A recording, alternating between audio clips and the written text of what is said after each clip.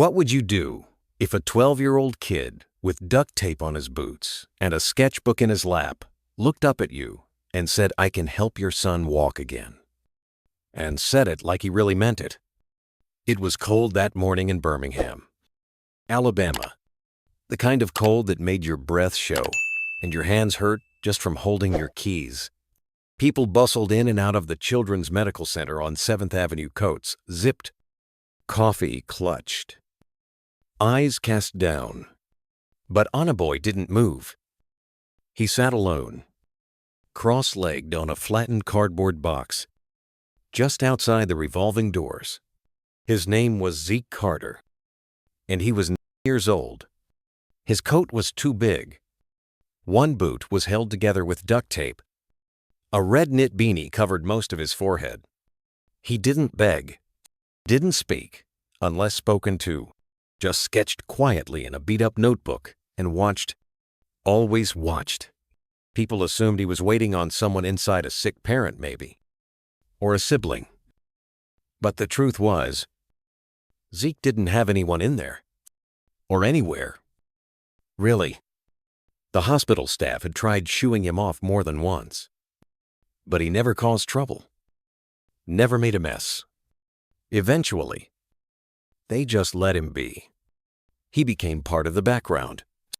Across the street, a black Range Rover idled next to a fire hydrant. The engine purred.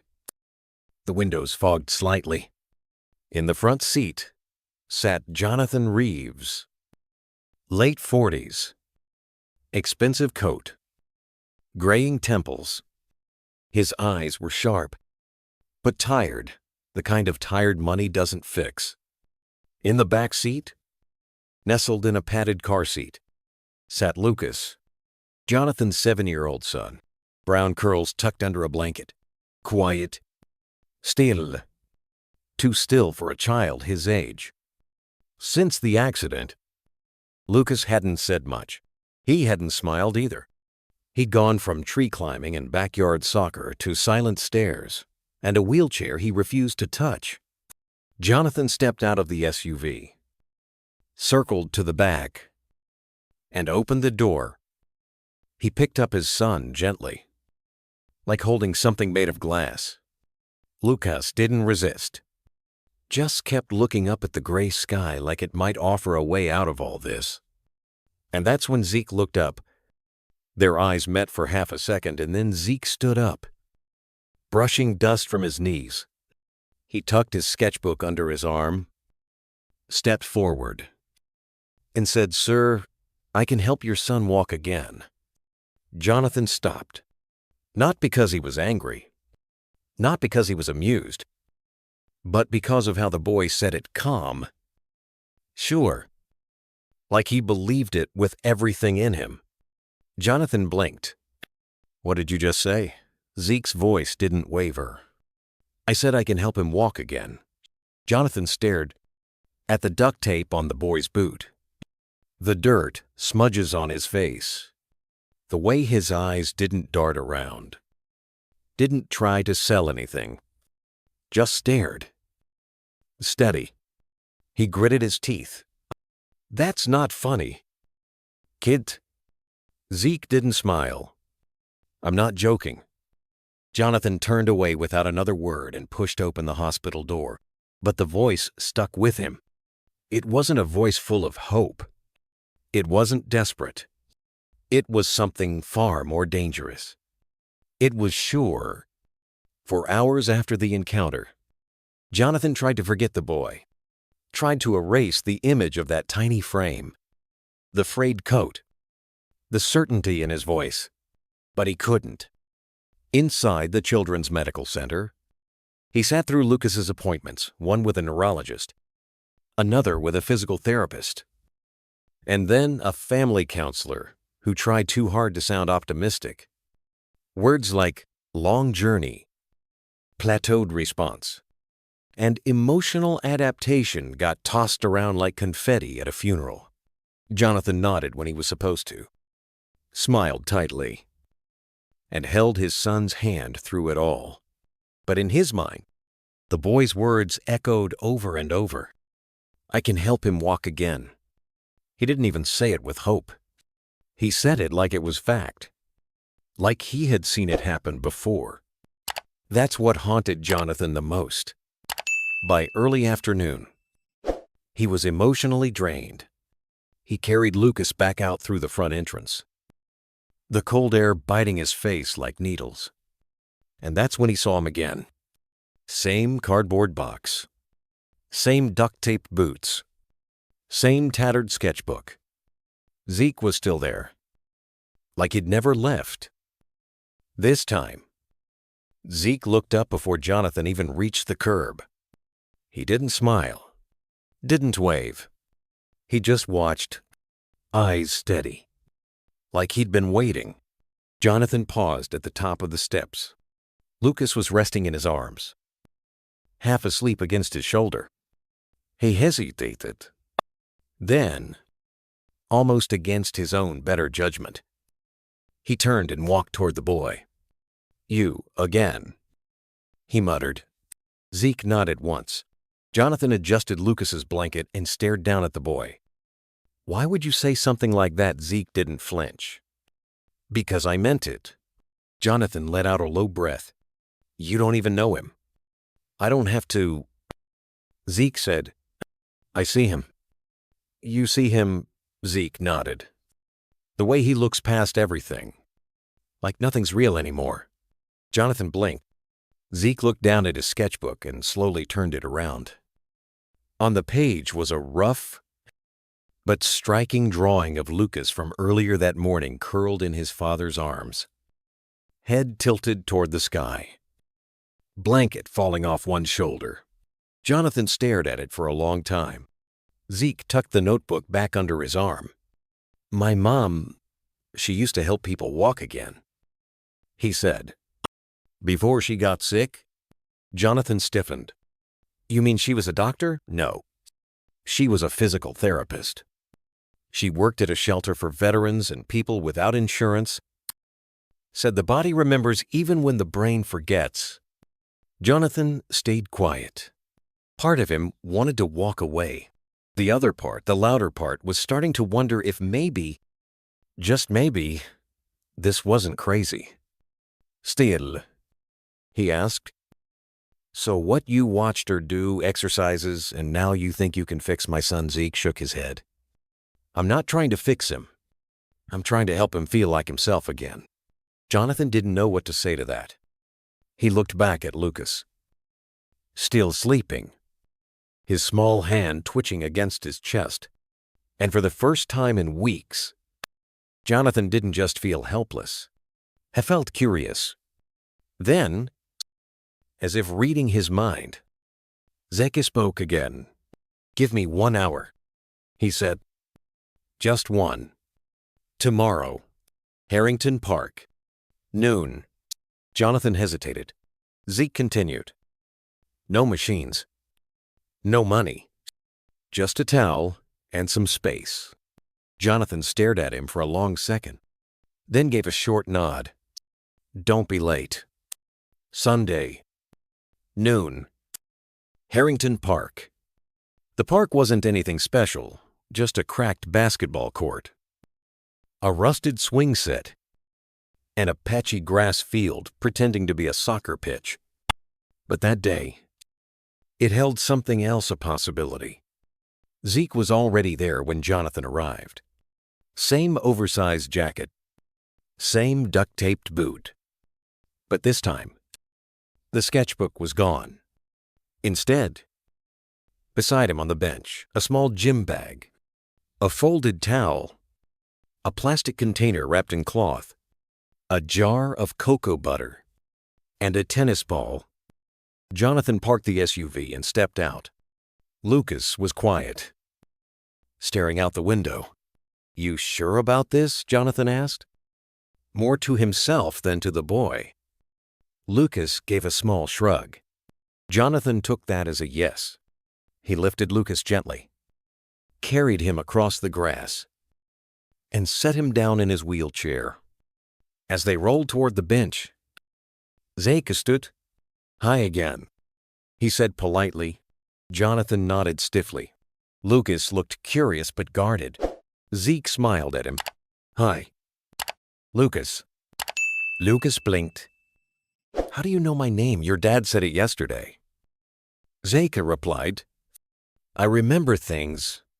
Jonathan folded his arms.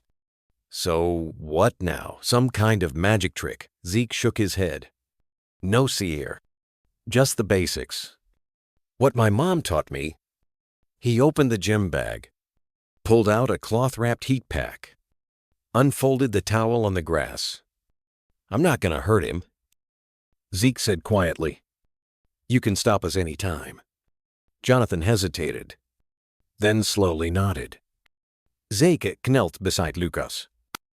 "Is it okay if I touch your legs? If anything feels weird, just say stop." Lucas looked at his dad. Jonathan nodded. Lucas turned back. "Okay." Zeke placed the warm cloth gently over Lucas's thighs.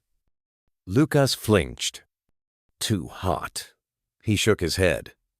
"It feels nice." Zeke waited, gave the muscles time to relax. Then, using just his hands, he began to slowly rotate Lucas's legs, side to side, up and down. Small movements. Careful. Deliberate. Jonathan watched every motion like a hawk. "You ever done this before?" he asked. Zeke didn't look up. "Used to carry my mom's bag. She worked with vets, people who couldn't afford clinics. I watched her every day." Jonathan raised an eyebrow. "And she let you help? She said I had good hands." They worked in silence for a few minutes. Zeke tapped lightly on Lucas's knee. "You feel that?" Lucas shook his head. "No." Zeke nodded, undisturbed. "That's okay. I'll keep asking." He kept working soft stretches, light pressure, nothing forceful. Then, he started asking questions. "What's your favorite color?" "Blue." "Favorite food?" "Mac and cheese." "Good choice." Lucas cracked a small smile. He asked Zeke, "Do you go to school?" "I used to." "Why not anymore?" Zeke paused. "My mom got sick. Then she passed. Things got complicated." Lucas' voice softened. "I'm sorry." Zeke smiled. "Just a little thanks." Jonathan, still standing behind them, felt something shift. Not in Lucas, in himself. It was the first time he'd seen his son engage in a conversation that didn't feel like pulling teeth. After 30 minutes, Zeke tapped Lucas's shin gently. "Anything?" Lucas blinked. "Maybe pressure." Zeke looked up at Jonathan. "That's something." Jonathan crossed his arms tighter. "They've said that before. In therapy. Sometimes it's nothing. Sometimes." Zeke agreed. "But sometimes the difference isn't the body. It's the room." Jonathan squinted. "What's that supposed to mean?" "In a hospital, everything beeps. It's cold. Kids get scared. They tighten up." He looked around the park. "Out here, there's sun, air, laughter. It makes the body feel human again." Jonathan didn't answer, but he didn't argue either. The session lasted a little under an hour. When it ended, Zeke sat back on his heels, wiping his hands on the towel. He looked up at Lucas. "You did great." Lucas gave a small shrug. "I didn't feel much." Zeke nodded, not discouraged. "That's okay.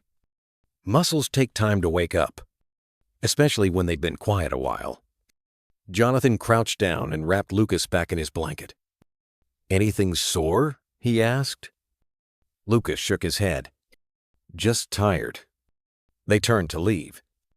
Zeke stood too, brushing dirt from his knees. Jonathan hesitated. then said, "Look, I don't know what you think this is, but my son, he's been through a lot. We've seen the best doctors, the best therapy money can buy. We've tried everything." Zeke didn't interrupt, just listened. Jonathan continued, "You show up with a towel and a tennis ball, and I don't even know why I brought him here." Zeke looked up. "Calm as ever.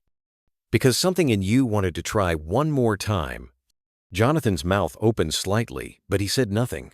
Lucas looked up at Zeke. "Do you really think I can walk?" Zeke smiled softly. "I don't think... I believe." Lucas nodded. Not with confidence, but with curiosity. A kind of, maybe... Jonathan picked up his son and carried him back toward the SUV. Halfway there, he turned and called back. "Next Sunday." Same time, Zeke didn't smile. He just nodded once. "I'll be here." That night, Jonathan sat in his home office, but didn't touch a single document on his desk. His laptop screen had gone dark. His coffee was cold. He kept thinking about the boy, the way he moved, the way he didn't flinch, didn't doubt, and most of all, the way Lucas had looked at him. Not like a patient, not like a broken kid, just like a person. Jonathan rubbed his temples. He'd spent the last 6 months chasing hope through hallways lined with white coats and cold equipment. But today, in a park with a stranger in duct-taped shoes, he'd found something harder to explain presence. In the hallway, Lucas called out softly. Dad Jonathan opened the door. Lucas sat in his wheelchair, looking small but alert. "Are we going back next week?" Jonathan blinked. "You want to?" Lucas nodded. He didn't treat me like glass. Jonathan leaned against the doorway. "He's just a kid." "Lucas, so am I." Lucas said. Jonathan stared at him for a moment, then smiled faintly. Yeah. You are." The next Sunday, Zeke was already waiting by the bench under the big oak tree. Samma jacket, same duct-tape boots. But something was different. His towel was already laid out. His supplies, neatly organized cocoa butter, a rice-filled cloth, a tennis ball, and 2 new items, a small bottle of lavender oil and a folded rubber resistance band. At exactly 12:06 p.m. The silver SUV rolled in. Jonathan stepped out first. He didn't look nearly as tired as last week. Still guarded, but less weighed down. Lucas waved from the back seat. Zeke waved back. "Hi." Lucas. "Hi." Lucas replied, more cheerful this time. Jonathan wheeled him over to the grass. "We're early." "No." "Sir." "Right on time." Zeke said. He helped set Lucas up on the towel and placed the rice cloth over his thighs again. Lucas smiled. "It's warm again." "Good." "Your muscles, remember what helped them last time?" Zeke sat cross-legged beside him. "Today, I want to try something different. See if we can wake up some of the nerves." Jonathan narrowed his eyes. "You sure?" Zeke nodded. "Nothing dangerous. Just talking to the legs differently." He massaged around the knees, down to the ankles, and tapped along specific points. "Close your eyes." "Lucas, just listen to me." Lucas obeyed. "Now, can you try pushing your heel into the towel? Don't force it. Just think about it." Lucas's forehead wrinkled. His breathing changed. Nothing happened. Jonathan folded his arms. Zeke didn't react. "It's okay," he said. "Sometimes Your brain has to search for the right path. It's like walking through a crowd you've got to push through. They tried again. Still nothing obvious. But then Lucas whispered, "I felt something like a buzz in my calf." Zeke's eyes lit up. "Where exactly?" Lucas pointed to his right leg. "Right here, like a tickle." But inside, Jonathan crouched immediately. "You sure?" Lucas nodded quickly. "I swear." Zeke smiled. Not big. Not flashy. Just that small, quiet smile that said, "I knew it." See, the body remembers. He helped Lucas stretch again, then guided him through toe-wiggling exercises. This time, Lucas concentrated harder. His toes didn't move yet, but his face did. He was focused, alert, alive. Jonathan stood back and just watched, not hovering, not controlling, just witnessing. And for once, that felt like enough.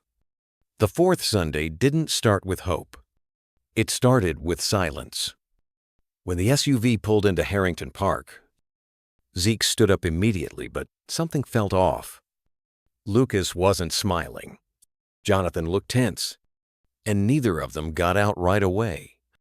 Eventually, Jonathan stepped out and opened the back door. Lucas didn't move.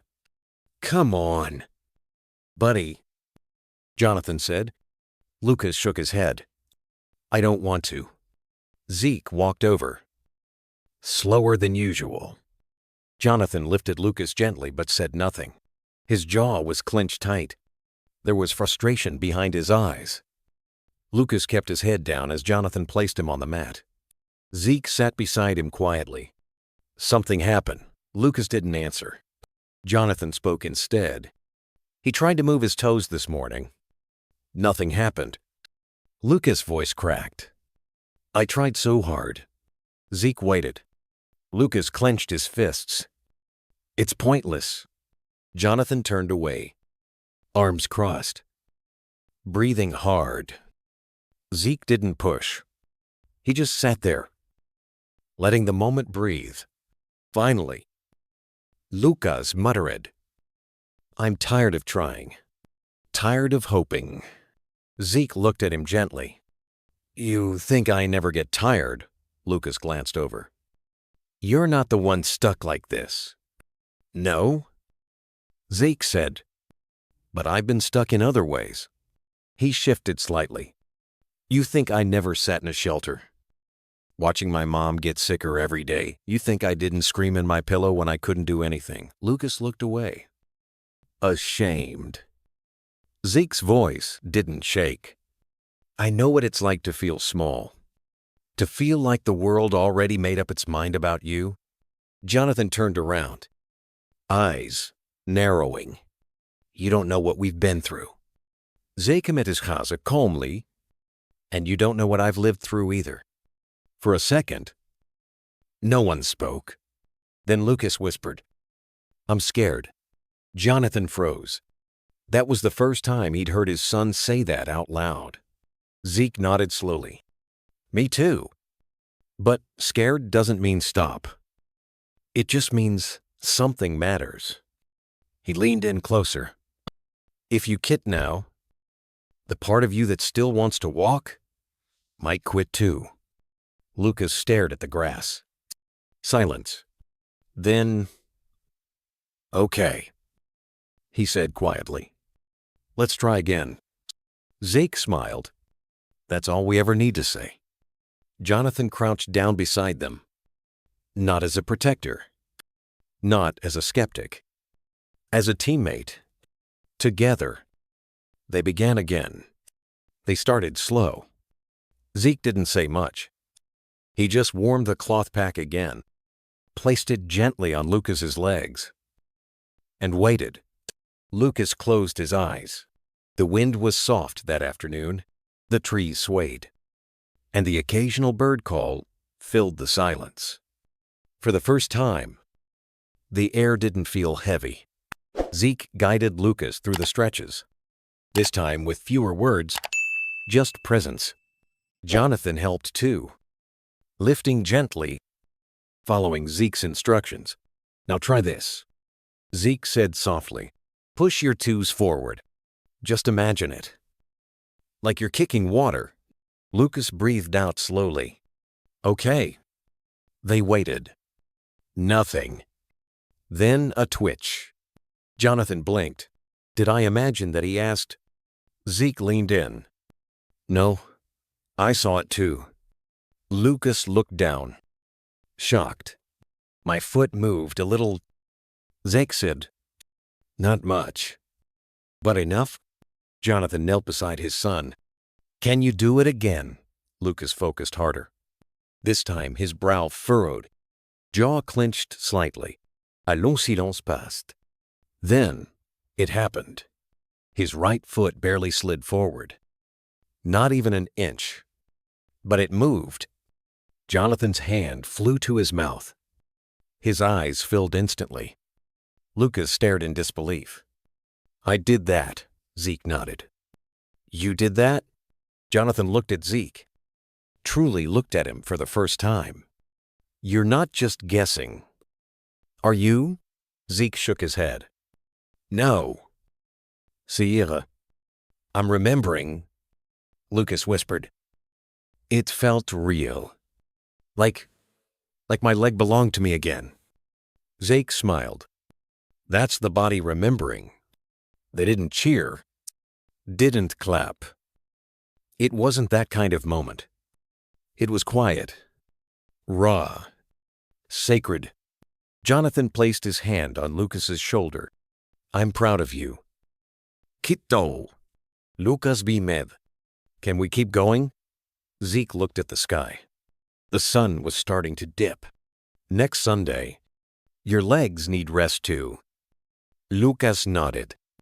Okay. As Jonathan packed up the blanket, he paused beside Zeke.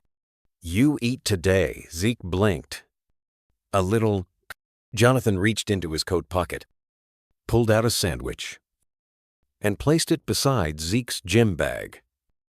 Next time, he said, eat first. Zeke gave a small nod. Thanks. Jonathan hesitated, then added, You want to ride? Zeke shook his head. I walk.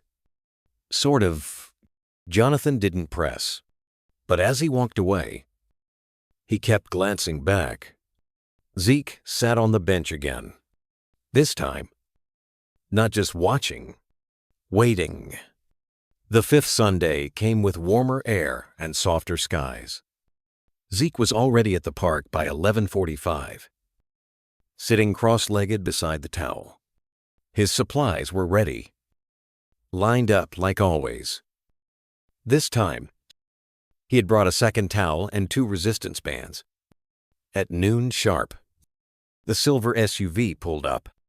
Lucas was grinning before the door even opened. Zeke waved. Hey. Lucas. Lucas waved back. Guess what? Zeke raised an eyebrow. What, I moved my toes yesterday? Twice. Jonathan confirmed with a nod. I saw it too. Zeke didn't react with shock. Just that calm, steady smile. Told you. Your legs remember. They got into the routine heat pack. Stretches. 2 prompts. Jonathan didn't just stand back anymore. He sat cross-legged on the grass beside them, following every instruction Zeke gave. At one point, he messed up the movement, and Zeke chuckled. You bent the wrong way. Jonathan raised an eyebrow. I haven't stretched since the Clinton administration. They laughed. Lucas, loudest of all. It was the first time Zeke had ever heard Lucas laugh like that. Not polite, not restrained, just full-on 7-year-old joy. After 20 minutes, Zeke tried something new. Okay, he said, pulling a soft belt from his bag. Let's try this. He looped the belt behind Lucas's knees and handed each end to Jonathan. You'll hold from the back. We help him stay balanced. But the lift comes from him. Jonathan blinked. You sure he's ready? Zeke looked Lucas in the eye. Are you? Lucas nodded. Yeah. Jonathan steadied himself behind Lucas. Zeke knelt at the front, bracing the knees. Okay. Lucas, Zeke said gently. Just a little. Like you're floating your legs. Lucas gritted his teeth. Eyes narrowed. And then his knees lifted. Not much. But both of them. Together. Jonathan's jaw dropped. That was you. Lucas exhaled sharply. Yeah. I did it. Zeke smiled. Proud, but calm. Told you. We're just reminding your body how to talk.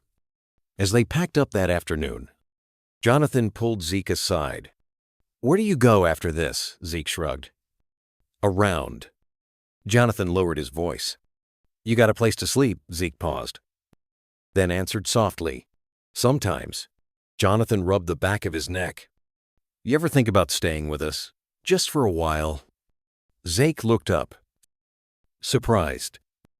You serious? I got a guest room. Jonathan said. You wouldn't be in the way.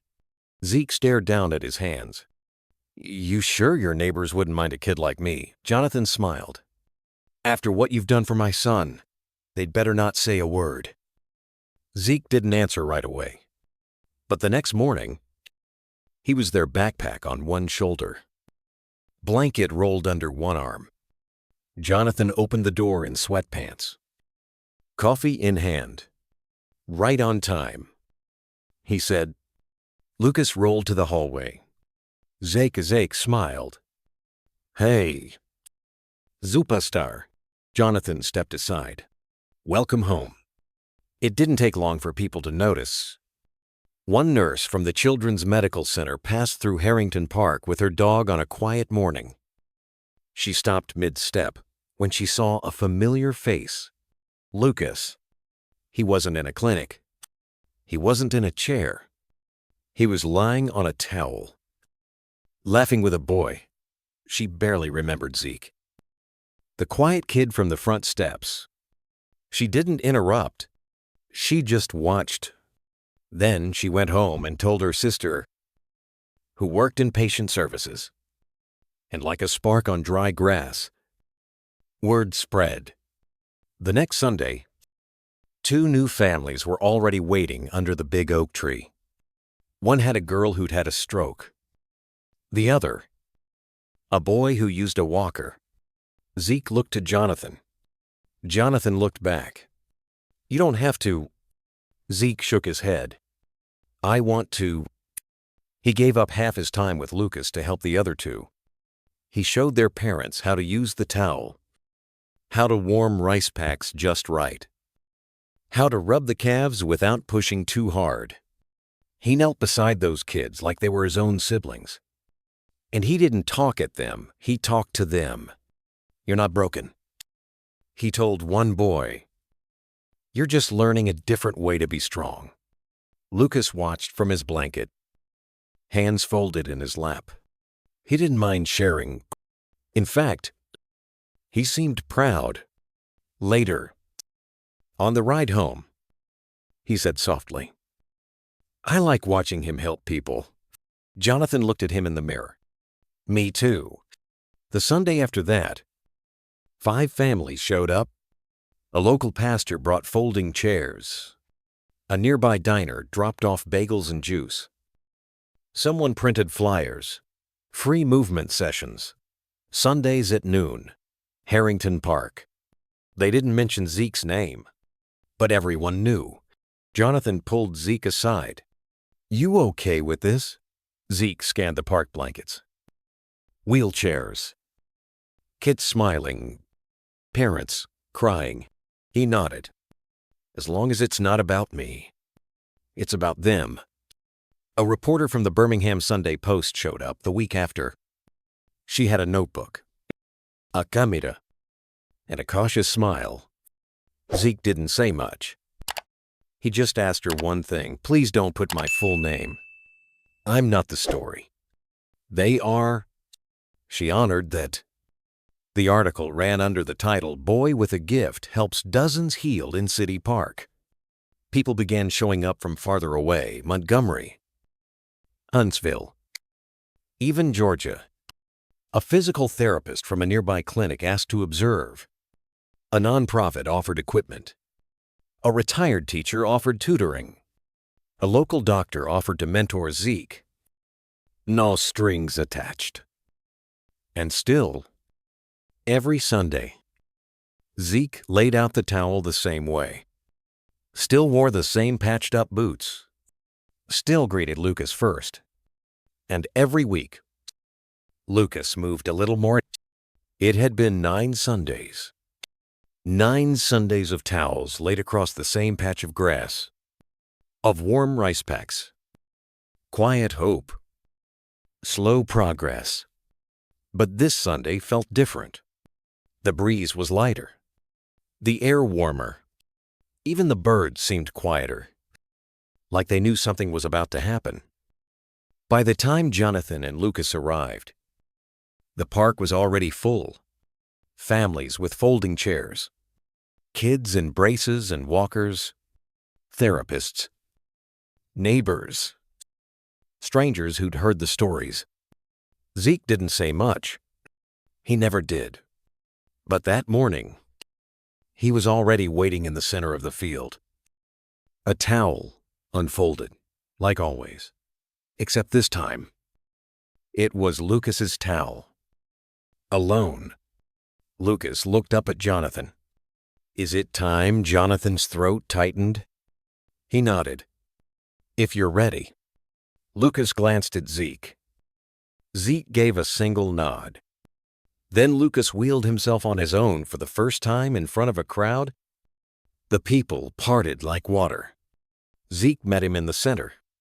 Same as always. We support you. You do the rest. Jonathan moved behind his son and crouched low. Arms steady beneath Lucas's arms. Zeke knelt in front, hands bracing the knees. Okay, buddy, Jonathan whispered. Just try. Lucas took a breath, closed his eyes, and pushed. His legs shook. His arms trembled. Zeke whispered, You've got this. And then Lucas stood. Both knees locked. His spine wobbled. His face pure disbelief. The park went completely silent. A girl dropped her juice box. One mother covered her mouth with both hands. Lucas opened his eyes, looked at Zeke, then at his dad. Jonathan let go. And Lucas didn't fall. He stood. For 3 seconds. 4. Then 5. And then he took one step. Then another. The third step was messy. And he collapsed into Jonathan's arms. Laughing. No. Howling as tears streaked down his face.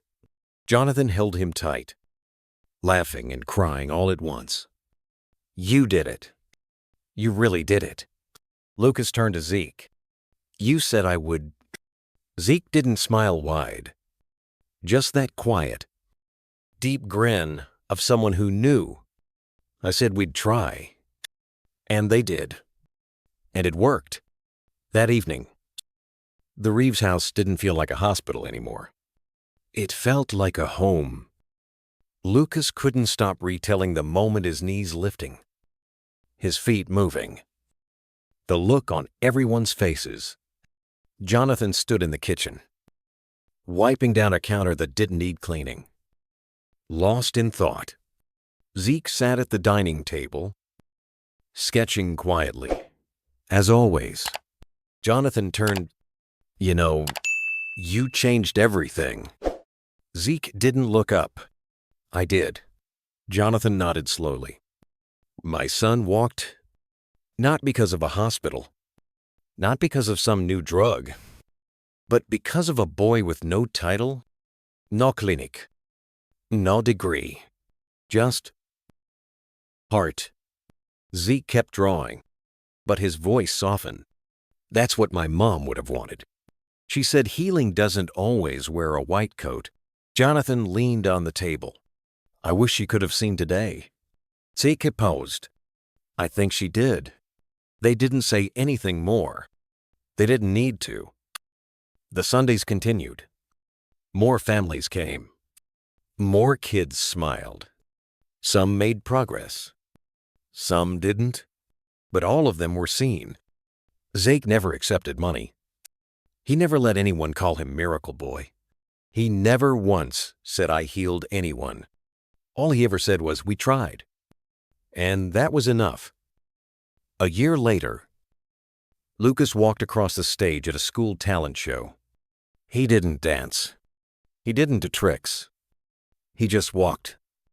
And at the edge of the crowd, under the gymnasium lights, sat a boy with duct tape shoes and a sketchbook in his lap. He didn't wave. He didn't cheer.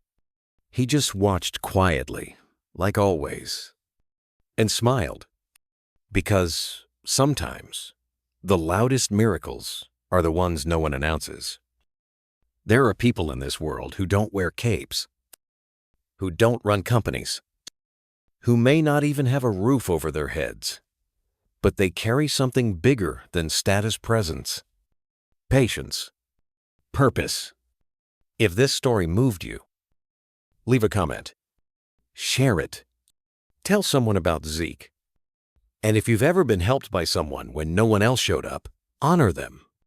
Be that person for someone else. Because showing up might just change everything. Don't forget to like, comment, and subscribe. We tell true stories that matter.